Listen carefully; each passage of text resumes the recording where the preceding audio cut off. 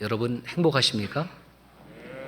예, 대답을 못 하시는 분들은 자신이 행복한지 안 한지를 잘 모르는 것 같아요. 예배자의 다른 이름은 행복한 사람입니다. 그러므로 오늘 성일의 아침에 예배를 드리러 나온 저와 여러분들은 행복한 사람입니다. 혹시 깨닫지 못해서도 행복한 사람이에요. 행복하지 않다고 하면 이 아침에 여기 앉아 있을 이유가 없지요. 찬양대의 찬양을 하나님 기뻐하시고 또 함께 듣는 우리들에게 큰 기쁨과 감동과 은혜가 몰려왔다. 이것도 행복이고, 내가 다른 곳을 가지 아니하고 있어야 될 이 자리에 예배 자리를 지키고 있다. 이것도 행복입니다. 저와 여러분들 모두 이름이 있습니다. 이름이 없는 사람은 아무도 없지요. 한 가정에 자녀들이 여럿이 있으면 다 이름이 있습니다. 근데 이름은 달라요. 그런데 무엇이 같습니까? 성이 같습니다. 성이 같다라는 말은 내 자신의 이름이 나 자신의 이름으로 끝나는 것이 아니라 그 속에 개인의 역사를 넘어서서 가정의 역사 그리고 가문의 역사가 들어있다라는 뜻입니다. 아버지 어머니의 역사가 있었고 그 위로 할아버지 할머니의 삶이 있었고 그것을 통해서 오늘 내가 있다라는 뜻이 바로 성, 박씨, 김씨, 최씨, 이씨, 장씨 다 성이 있습니다. 오늘은 종교개혁 505주년 기념주일입니다. 우리는 리폼드 처치, 개혁된 교회, 개혁교인이라는 말입니다. 개혁교인으로 이 자리에 서 있는 것은 하늘에서 뚝 떨어진 것이 아니라 1517년 독일의 비텐베르그라는 아주 작은 마을에 성당의 사제였던 마틴 루터 신부가 당시의 로마 교황청을 향하여 이건 아닌데요. 이거는 받아들일 수 없는데요. 라고 그 성당 문 앞에 95개조의 질문서를 또 자기의 소신을 붙여놓았습니다. 그 95개조의 내용이 어떤 것이었는지는 에제르 앞 게시판에다가 붙여놓았으니 예배 후에 여러분들이 한번 보실 수가 있습니다. 지금은 비텐베르그 교회가 되었습니다. 내가 개혁교회의 성도이면서도 개혁교회의 역사를 모르고 산다는 것은 안타까운 일입니다. 더 안타까운 것은 왜 우리는 로마 가톨릭 교인이 아니고 왜 리폼드 처치, 개혁된 교회, 개혁된 교회는 항상 개혁되어져야 된다. 에클레시아 리포멘다 젬프레 리포멘타 이스트, 개혁된 교회는 항상 개혁되어져야 된다. 나는 개혁교회 신자로서 개혁신앙을 가지고 신앙생활을 해야 되는데 그것도 모르고 신앙생활을 한다고 하면 이것은 안타까운 일을 넘어서서 불행한 일이다라는 것입니다. 종교개혁이란 말은 당시 유럽 사회의 종교는 그리스도교입니다. 이 가톨릭이라는 뜻은 보편적인 뜻이에요. 보편적인. 정통이라는 뜻은 오소독스고요. 그래서 유럽은 캐톨릭입니다. 저 러시아를 비롯한 북유럽이라고 할 수 있죠. 이쪽은 오소독스 처치, 정교회입니다. 이렇게 교회가 나누어졌지요.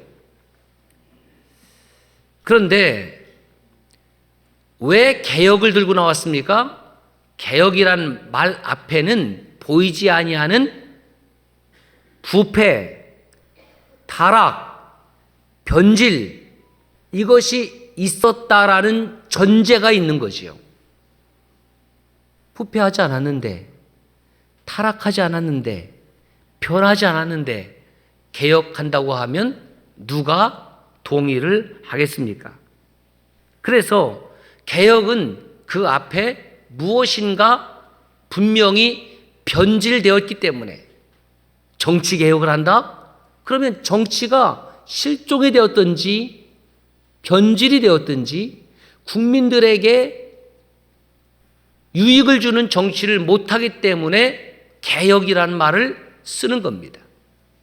종교개혁이라는 말은 바로 그리스도교의 신앙, 그리스도교의 교회 시스템이 무엇인가 잘못되었고 변질되었고 부패되었다라는 뜻입니다. 그래서 리폼이라는 용어는 폼, 어떤 형성된 것을 다시 형성한다, 그런 뜻입니다. 여러분, 사람은 완전한 존재가 아니에요. 시간이 흐르면 마음도 바뀌고 변하고 변질됩니다. 그래서 예레미야 선지자는 뭐라고 말씀을 했냐면, 만물보다 심히 더 부패한 것이 사람의 마음이라. 집에서 음식 쓰레기를 하루만 치우지 않아도 집안에 냄새가 납니다. 그러나 그것 괜찮아요. 냄새 나지만 견딜 수 있어요. 사람의 마음이 변질되고 부패하고 타락하면 자신의 영혼을 죽입니다. 자신의 영혼을 죽이는 것도 자기 책임이죠. 더 무서운 것은 타인을 죽입니다. 부패한 마음, 부패한 신앙은 타인에게 심각한 악 영향을 미치는 거죠. 어찌 하나님의 심판이 두렵지 않다는 말입니까? 사람의 마음을 처음부터 끝까지, 내가 그 남자를, 내가 그녀를 처음 만났을 때에 그 마음, 결혼할 때 그 마음을 끝까지 유지하는 것 쉽지 않습니다. 그래서 때로는 디보스하는 가정도 있고요.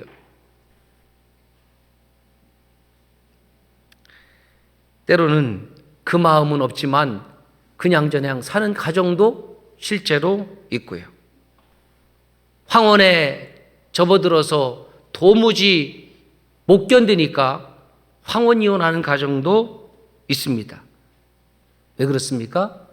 처음 마음을 두 분 다 상실했기 때문에 그렇습니다. 신앙도 마찬가지입니다. 여러분, 주님을 언제, 어디서 어떻게 만나셨습니까? 아니, 만나지 못했습니까? 만나셨는데 그때의 첫 마음과 첫 신앙을 여러분 여전히 가지고 계십니까? 작년까지는 가지고 있었는데 또다시 1년이 흐르면서 그 마음을 잃어버렸습니까? 시간은 모든 것을 변하게 합니다. 시간은 모든 것을 낡고 부패하고 썩고 사용하지 못하도록 합니다. 그러나 하나님의 영이 저와 함께하면, 사도 바울의 미래적 관점을 말씀드렸듯이 우리의 육신은 날로 후패하지만 우리의 속사람은 날로 새로워지는 성령의 역사가 이 주일 아침에 저와 여러분들의 있기를 주의 이름으로 축복합니다. 나도 모르는 사이에 믿음이 식어졌습니다. 나도 모르는 사이에 섬김과 나눔과 도움이 끊어졌습니다. 나도 모르는 사이에 하나님을 향한 사랑의 그 마음 열정이 어디론가 사라져 버렸습니다. 그래서 믿음의 길에서 불신의 길로, 배신의 길로, 배도의 길로 그렇게 걸어갑니다. 그리스도의 몸된 교회 공동체, 예수 그리스도의 살과 피를 나눈 형제 자매들을 교묘히 자기의 육신의 유익을 위해서 이용합니다. 교회 공동체에 디딤돌이 되라고 직분을 주었는데 디딤돌이 아니라 거침돌이 되었습니다. 아직 늦지 않았습니다. 아직 기회가 있습니다. 아직 시간이 있습니다. 이 세상을 떠나기 전에 그 길에서 돌이키십시오. 그것이 개혁이고 그것이 회개고 그것이 여러분이 살 길입니다. 왜 믿음이 흔들리고 왜 믿음이 변질되고 왜 믿음이 타락할까? 내 중심이 믿음이었기 때문에, 나 중심적인 믿음 생활을 하고 있었기 때문에 나는 변하는 존재인 줄 모르고 내 마음이 절대 변하지 않는 줄, 내 믿음이 절대 변하지 않는 줄 착각했기 때문에 그렇습니다. 인형 중에 오뚜기가 있습니다. 오뚜기. 이것을 한글로 쓰면 오, 뚝, 이 이렇게 쓰는데 발음을 할 때는 오뚜기 이렇게 발음하죠. 그런데 그 뒤에 오뚜기가 맞는 줄 알아요. 왜 그런 거? 제가 가만히 생각해 보니까 오뚜기라는 식품 회사가 있어요. 오뚜기 짜장, 오뚜기 라면. 그 회사 사장님께 내가 항의할 수도 없고 국어학자라면 항의 좀 할 텐데 그렇다고 남의 집, 남의 회사 상표를 그렇게 쉽게 하겠다는데 그것도 뭐 잘못됐다고 할 수도 없고, 그래서 오뚝 또는 오뚝하다라는 것은 어떤 것이 도드라지게 높이 솟아오른 상태를 오뚝이라고 하는 거예요. 여러분의 코는 오뚝한 코입니까? 아니면 평평한 코입니까? 아니면 납작코입니까? 대부분 한국 사람들 코는 그렇게 오뚝한 코는 아니지요. 오뚝한 코는 살짝 누군가의 도움을 받았을 가능성이 좀 있습니다. 그렇다고 그것이 전 나쁘다고 생각하는 사람은 아닙니다.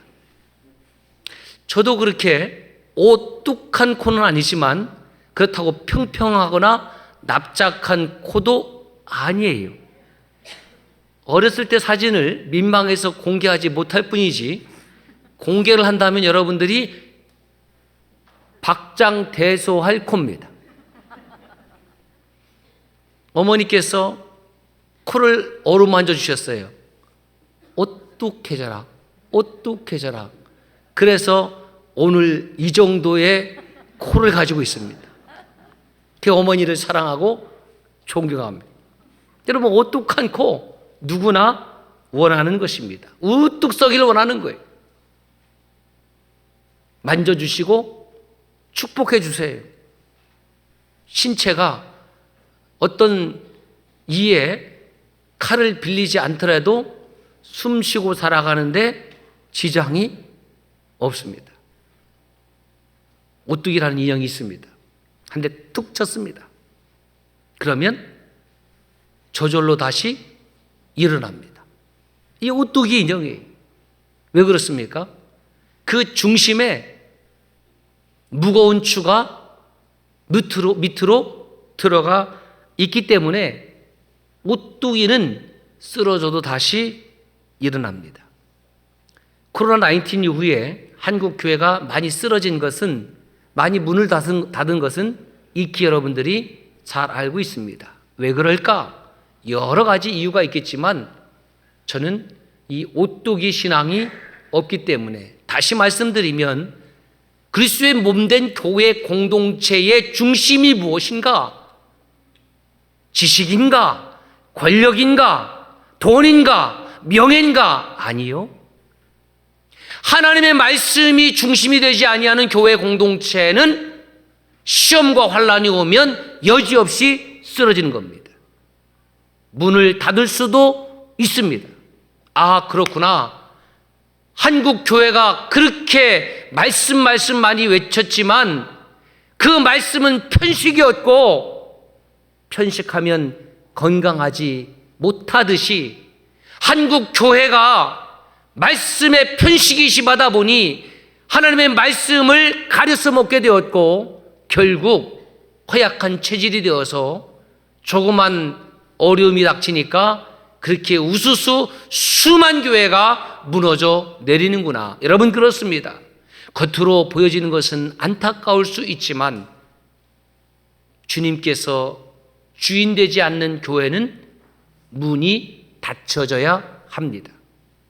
하나님의 말씀이 중심추로 자리하지 못한 교회는 교회가 아니기 때문에 문이 닫혀지는 것이 개혁입니다. 흔들려도 다시 일어날 수 있는 믿음, 아니 절대 쓰러지지 않는 믿음이라는 것은 그 중심에 하나님의 말씀이 있는 겁니다. 그 말씀을 일주일에 한 번 와서 들어주는 것이 아니고 목사의 설교를 들어주고 애써 들어줬다, 장하다 그렇게 해서 가는 것이 아니라 하나님의 말씀을 매일매일 영의 양식으로 삼아야 됩니다. 아직 늦지 않았습니다. 아직 시간이 있습니다. 껍데기로만 그리스도인, 껍데기로만 교회 다니는 사람, 그것을 개혁하지 않으면 우리도 중세의 캐톨릭과 별반 다를 바가 없습니다. 아니, 더 심각한 지금 오염을 한국 교회가 치르고 있다고 해도 과언이 아니지 않습니까? 교회가 개인의 기업입니까? 교회가 개인의 소유물입니까? 구멍가게입니까? 되물림할 수 없습니다. 안 됩니다. 사유화시킬 수 없습니다. 교회의 주인은 목회자도 장로님도 권사님도 아니고 오직 하나님만이 이 청주서람교회의 주인 되심을 믿습니다. 그것을 벗어나는 것은 타락입니다. 오늘 우리에게 하나님의 말씀은 있으나 마나한 것이 아닙니다. 절대로 필요합니다. 요한복음 1장 1절에 태초에 말씀이 계시니라, 이 말씀이 하나님과 함께 계셨으니 이 말씀은 곧 하나님이시라. 말씀이 중심이 된다는 것은 하나님이 중심이 된다는 겁니다. 말씀이 중심이 된다는 것은 예수 그리스도가 중심이라는 거예요. 요한복음 1장 14절에 이렇게 말씀하고 있습니다. 시작. 말씀이 육신이 되어 우리 가운데 거하심에 우리가 그의 영광을 보니 아버지의 독생자의 영광이요 은혜와 진리가 충만하더라. 말씀이 육신이 되신 분, 그분이 예수 그리스도입니다.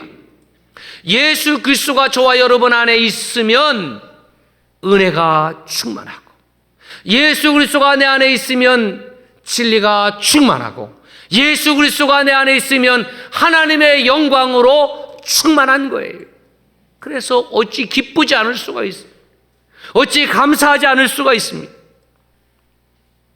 지금 혹시 내 믿음이 흔들려서, 내 믿음이 시험이 오고 어려움이 닥쳐서 어쩔 수 없이 교회에 죽지 못해서 나온 발걸음은 없습니까? 불안한 믿음은 없습니까? 아니면 불평하는 믿음은 없습니까? 원망하는 믿음은 없습니까? 다시 주님의 말씀으로 돌아가십시오. 주의 말씀을 사모하시고 붙잡으십시오. 붙잡으세요. 거기에 진리가 있고 은혜가 있고 영광이 있고 살 길이 있습니다. 구원에 이르지 못하는 믿음은 모두 가짜입니다. 가식입니다. 위선입니다. 여러분, 살면서 여러 가지 힘든 일이 있지만 타인과의 관계에서 힘든 일이 하나 있습니다. 그것은 뭐뭐인 척하는 위선 가식입니다. 실력이 없는데 실력이 있는 척하면 금방 탄로납니다. 공부를 잘한 척 했는데 시험을 보면 탄로납니다. 선생님이 학생들을 향해서 다음 주부터 중간고사다. 그러면 거의 예 없는 반응이 야유를 보냅니다. 에이, 그랬어요? 안 그랬어요? 그랬어요? 안 그랬어요? 기억 안 납니까? 모릅니까? 그런 일 없습니까? 청문회 보면 다 그러더라고요. 누구를 향해서 지금 야유를 하고 있습니까? 시험이 있다고 선생님이 말씀하시면 예. 그리고 열심히 성실하게 공부한 대로 시험지에 답을 적으면 되는 거죠.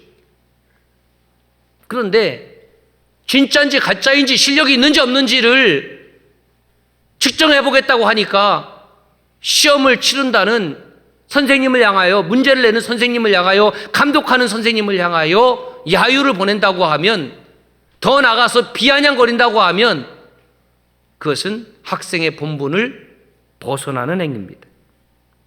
믿음이 없으면서 있는 척하기 여러분 얼마나 힘드십니까? 왜? 시험이 오고 어려움이 오고 헌신의 자리가 오고 섬김의 자리가 오고 나눔의 자리가 오면 괴롭거든요. 왜? 믿음이 있다 하면서 없으니까. 마치 초대교회 아나니아와 삽비라처럼 다른 모든 사람이 헌신하니까 나도 믿음 있는 척 한번 해보려고 준비했다가 아까워서 좀 띵거놓고 베드로와 사도들 앞에 가져갔지요. 사람을 속일 수 있지만 하나님은 속일 수 없습니다. 하나님을 속일 수 없지만 하나님의 영이 함께하는 사도를 속일 수 없습니다. 있는 척 위선과 가식의 믿음, 하나님께서 심판하신다. 그 본보기를 보여줬다는 것 아닙니까? 얼마나 두려운 일인지 모릅니다. 큰 쇼핑센터나 백화점을 가면 이미테이션 푸드이 있습니다. 모조 식품이죠. 모조 음식이죠. 짜장면, 탕수육, 스테이크, 정말 어찌면 그렇게 똑같이 만들어놨는지 먹고 싶고, 그죠? 그렇게 만들어놨어요. 그러나 그 모조식품은 아무리 비슷하다 할지라도 먹을 수 없어요. 살 수 없어요. 가짜 믿음, 가짜 성도는 천국 문 앞에서 거절당합니다.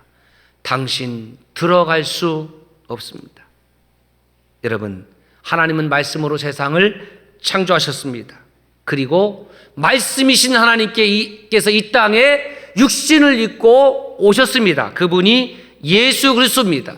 그 예수님의 삶, 하나님의 구원 역사가 신구약 성경 66권에 고스란히 기록되어 있고, 오늘 또 그 말씀을 통해서 하나님의 말씀의 종들을 통해서 증언되고 있습니다. 그러므로 저와 여러분 삶 가운데 다시 말씀을 앞장 세우는 삶으로 회복되어지기를 주의 이름으로 축원합니다.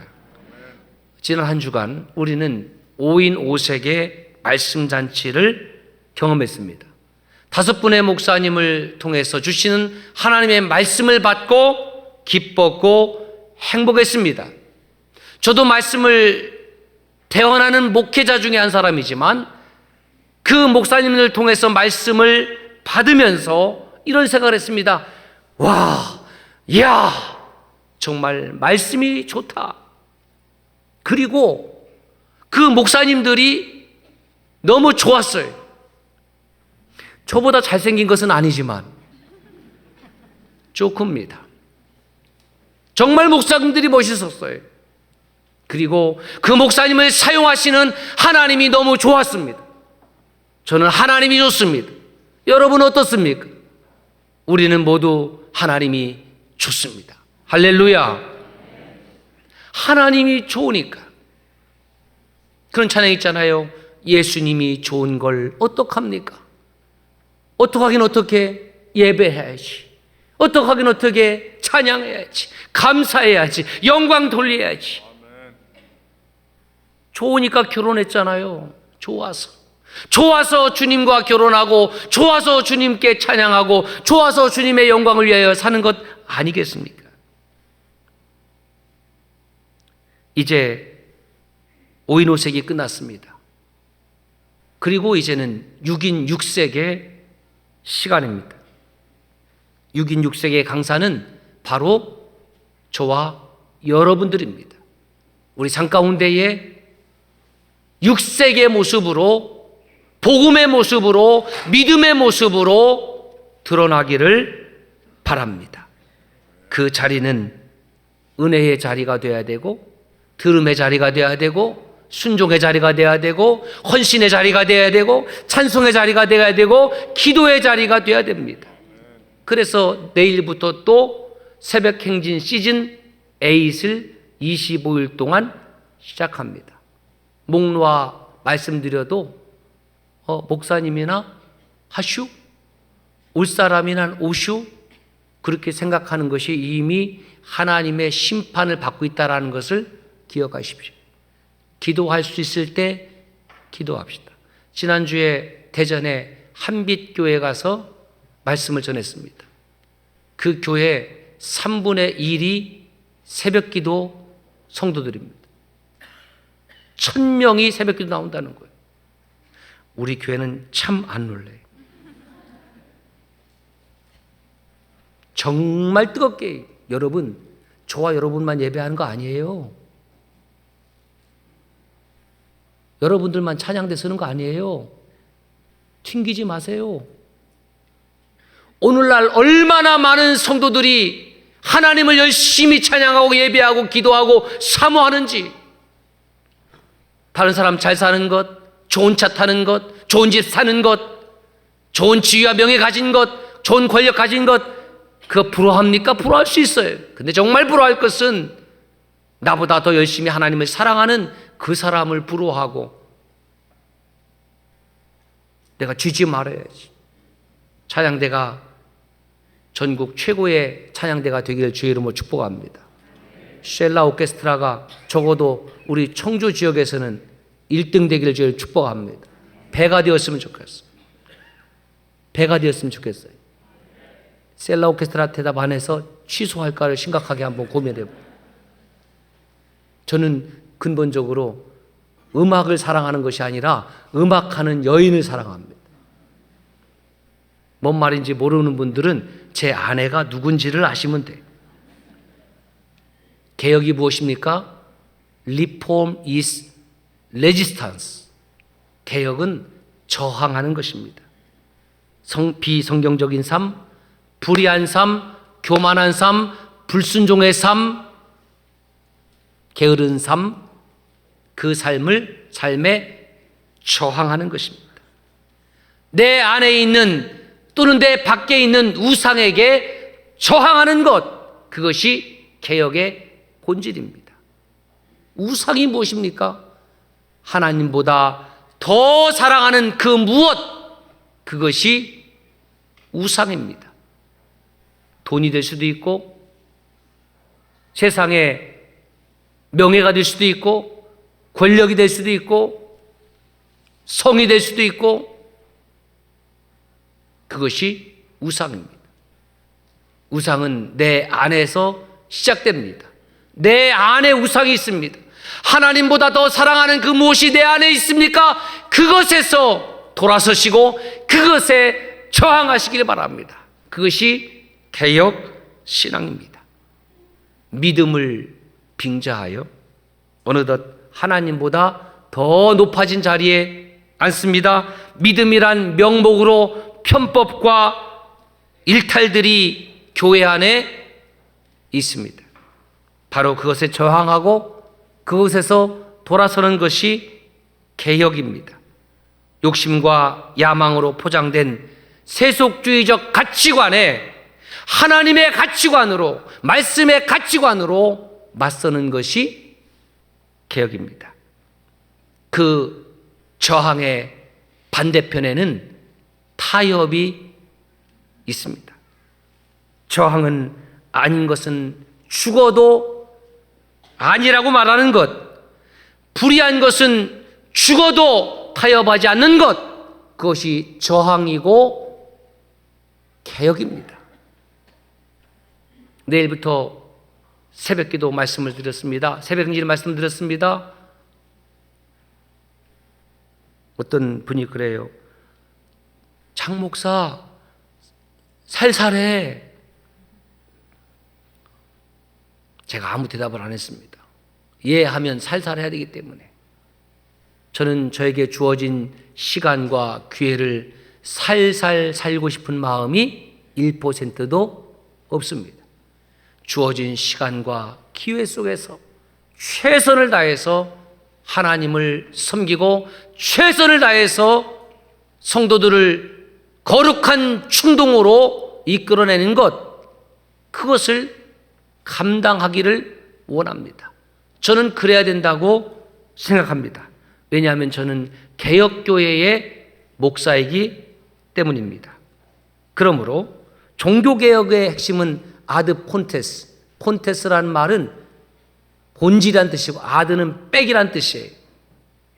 Back toward on origin, 본질로 돌아가는 거예요. Back to the Bible, 성경으로 돌아가는 겁니다. Back to the basic, 기본으로 돌아가는 겁니다. 다시 기본으로 돌아가야 돼요.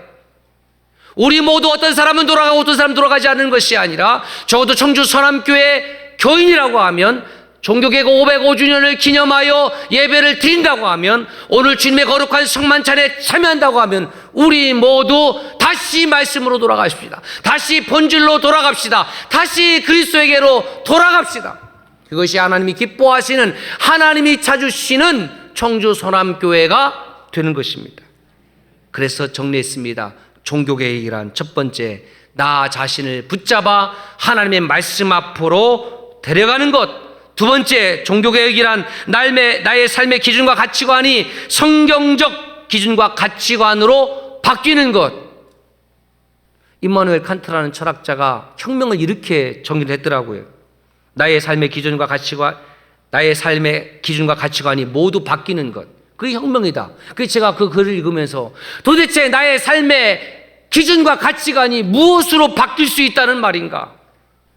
오직 예수 그리스도로, 오직 말씀으로 나의 기준과 가치관이 바뀌어지는 거예요. 그것이 개혁입니다. 사울은 바리새인이었습니다. 유대 신자로서 특심이었습니다. 그래서 다마스커스까지 그리스도인들을 붙잡으러 갔습니다. 그 길에 거의 다다랐을 때에 하늘에서 빛을 보았고 예수님의 음성을 들었습니다. 예수님을 만났습니다. 그리고 그의 두 눈은 보지 못하게 되었습니다. 사흘 동안 하나님께서 사울의 눈을 완전히 닫아버렸습니다. 그리고 아나니아라는 제자를 보내서 사울에게 안수하여 기도할 때에 그의 눈에서 비늘 같은 것이 떨어지고 사울에게 성령으로 충만케 하고 다시 보게 되었다라고 성경은 증언하고 있습니다. 예수님을 만났더니 그는 보는 관점이 완전히 바뀌어졌습니다. 가치관이 변했습니다. 이것이 사울의 신앙개혁, 종교개혁이었습니다.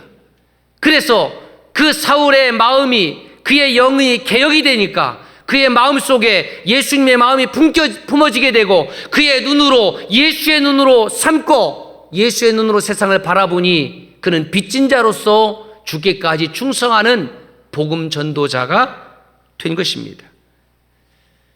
예수님께서 십자가에 죽으시고 무덤에 묻히셨습니다.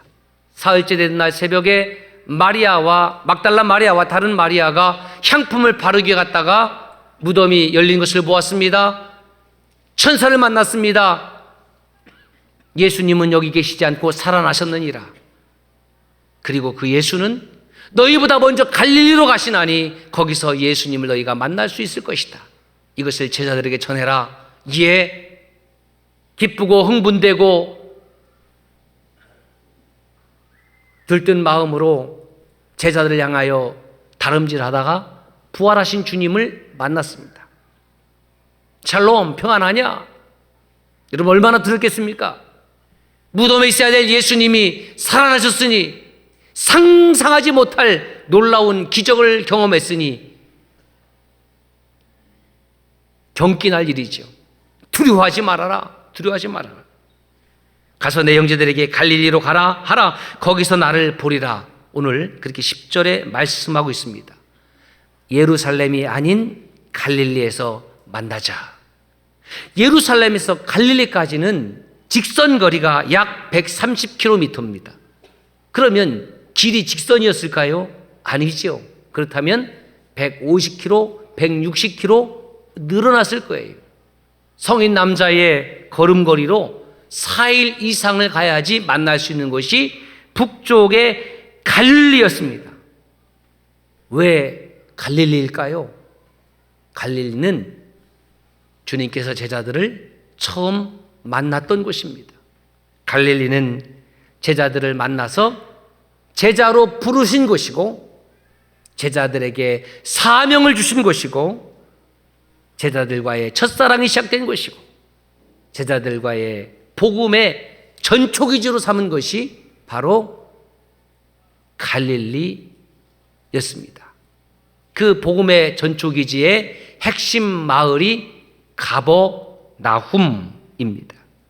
제자들 대부분은 갈릴리 출신입니다. 아니, 가룟 유다 한 사람만 에돔 남방 출신이고 11명 모두 갈릴리 출신이었습니다. 그래서 갈릴리에서 리폼, 다시 시작하자, 다시 영성하자. 왜요? 3년 동안 예수님을 따라다녔습니다. 동고동락했습니다. 말씀을 들었습니다. 기적을 체험했습니다. 다볼산에서 예수님의 본체를 경험했습니다. 그럼에도 불구하고 그들은 십자가 앞에서 다 도망하고 말았으니까요. 그렇게 사랑했고, 그렇게 말씀을 전했고, 그렇게 이적을 보여주었고, 그렇게 본질을 보여주었지만 제자들은 다 십자가 앞에서 도망갔습니다. 우리는 어떻습니까? 여러분 어떻습니까? 아직은 도망 안 갔습니까? 예배자의 날에 자리에 있으니까 아직 괜찮은 겁니까? 아니에요.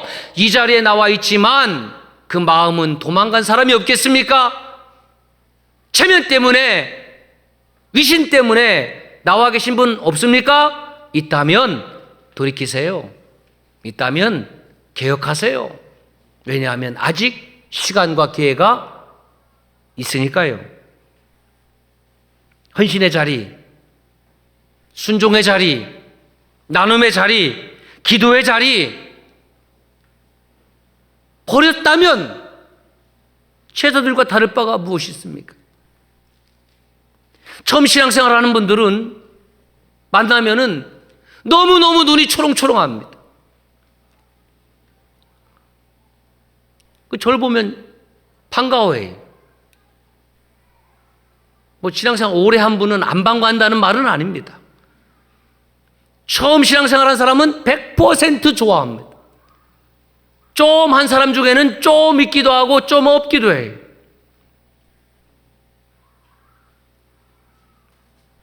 그들을 바라보면서 왜 저렇게 유난하게 믿어?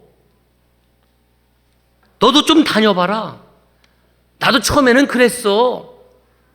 좀 지나면 식을걸. 난 처음에 목사님 좋았어. 그런데 지금은 안 좋아.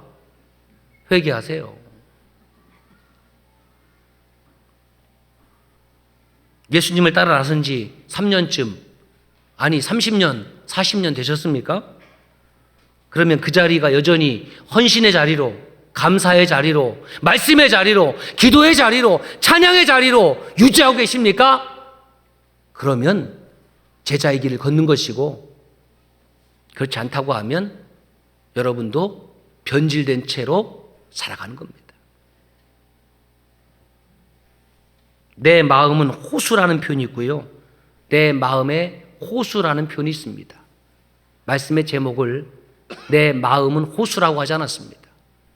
내 마음은 호수라는 표현은 자기의 마음이 넓고 깊다라는 것을 은유적으로 표현한 것이고요. 내 마음의 호수라는 표현은 내 마음을 둘 곳이 저 호수라는 곳입니다. 갈릴리 호수는 제자들의 마음을 담아낸 곳입니다. 예수님과의 첫사랑, 첫 만남, 예수님께 받은 사명, 예수님과 복음을 전했던 가득한 추억이 가득한 곳이 바로 갈릴리 호수였습니다. 그렇다면 여러분의 믿음, 여러분의 사랑을 담아낸 그 마음의 호수는 어디에 있습니까? 그곳으로 돌아가시길 바랍니다. 기도합시다.